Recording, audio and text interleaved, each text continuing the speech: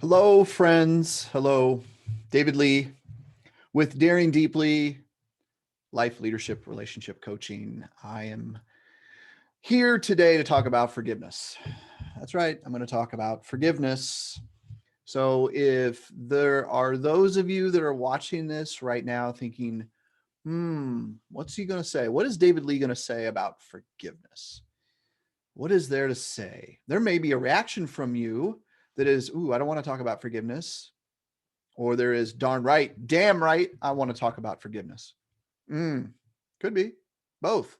Maybe it's both and. Maybe you're getting on here, you saw the title forgiveness and thought, David's going to talk to me about how I get forgiveness from someone that's wronged me. Right? Maybe.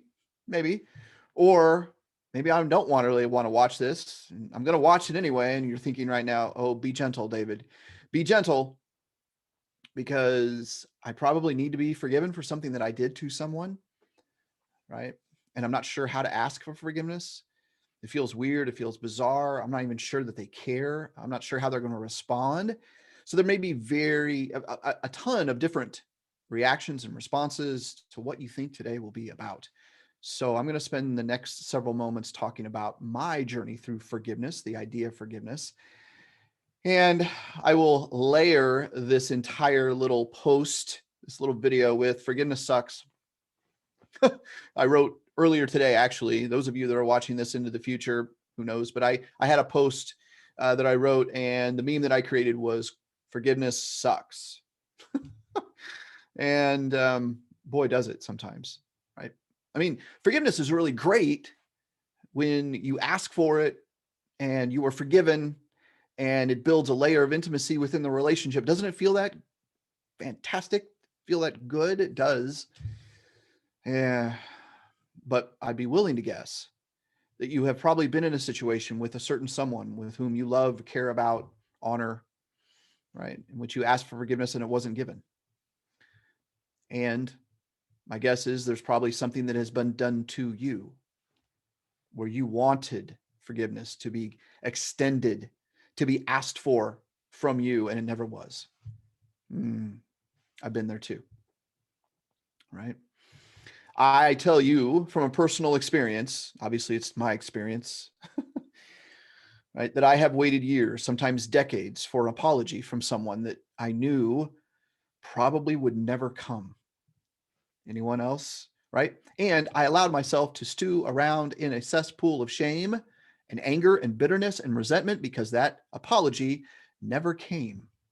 Anyone else respond to that? React to that? Yeah, I do too. So forgiveness. Forgiveness sucks. Certainly can. Forgiveness can certainly suck. And what I've come to realize is, boy, my ego, right? The part of me that is dark, the part of me that wants justice no matter what, that damn it, something happened to me and someone needs to pay, right?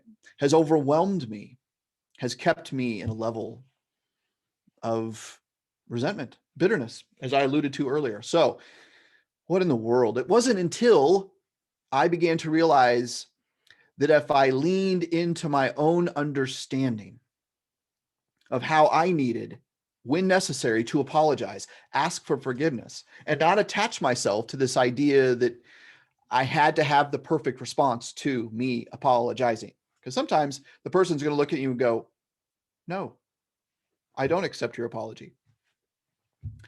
Ouch. Have you been there? Or they went silent, or they ghosted you, or the relationship was never the same. Yeah, I've been there too. What I've come to realize is that if I feel that there is an apology necessary, I will extend it, and I cannot be attached to the response that's behind it. Sometimes I do get a response, a positive response, and the relationship grows and it gets deeper and more intimate. And there are other times, more often than not, that the apology is simply not received the way that I want it to, and I have to be able to move forward. I have to be able to move on and accept it for what it is. The point is I extended an apology because I felt the necessity to remedy something that I did, whether I did it intentionally or unintentionally. At times, you can go years or decades without knowing that you hurt or offended someone. And how do you know? You don't. But when you do know, right? When something does come up, it can begin to mend a relationship so well. So I invite all of us today to consider that the only person that we have to control is ourselves, that we can control an unrequited apology, that we can't control someone who has offended us in the past. And damn it, why won't they be remorseful? That we think in terms of the world would just be better if they were remorseful. And yet that apology never comes. The hope is, my friends, right? The good news today is that there is an enormous amount of peace, passion, and joy when we realize that we cannot be attached. We cannot be attached to the controlling of someone else. Oh, that's so hard to hear, David. Yeah, I'm talking to myself, right? You're probably yelling back at the screen right now going, I know, David, I know what you're saying is probably true, but I want to control them because they hurt me and I deserve an apology. I deserve justice. Perhaps you do.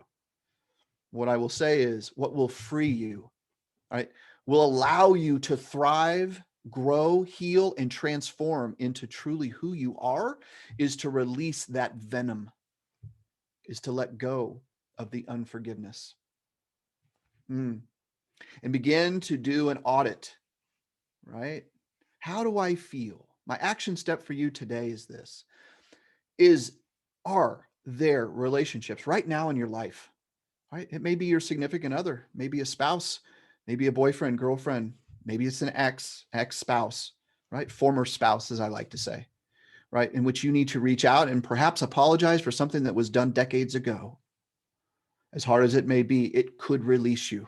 It could finally release you to let you go forward, right? This is hard. This is so hard, but I would invite you to do a self-audit today, to identify those relationships that feel icky, right? I have a couple of clients who love to use that word icky, right? But we all know what that means, right? We just don't feel comfortable around that person. Or when we think of them, or we get a text message, or we see them, right? We interact with them. It's just not quite right. That something needs to be rectified. And maybe it's an apology. Maybe it's a level of forgiveness that needs to take place between the two of you. I invite you to do the hard work and to step into that and to simply identify it at this point, right? Make a list of those people that are in your life that you would really love to reconnect with, to bring intimacy back into that relationship. This is hard. This is not easy and worth it, right? We say this all the time at Daring Deeply with our clientele is it's hard and we can do hard things. Forgiveness can suck. It can so suck. And if we truly lean into ourselves, if we shed the ego, if we allow the pity party to die down, right? Let the woe is me subside and really be real with ourselves. We can do this. We can allow forgiveness and invite forgiveness to be an important part of our healing, our growth, and our transformation. Perhaps forgiveness is the one thing that you need to lean into, that you need to identify, that you need to address today. I'm here for you. I always am, right? If you have questions about forgiveness and about everything else relationally, all the complexities therein, this is what we do at Daring Deeply. So if you're interested in knowing more about how we coach high achieving professional men and women just like you, let me know.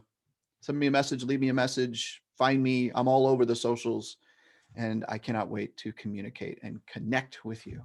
Thanks for jumping in here. Remember, you can do forgiveness. I promise you can. Have a great day. Bye-bye.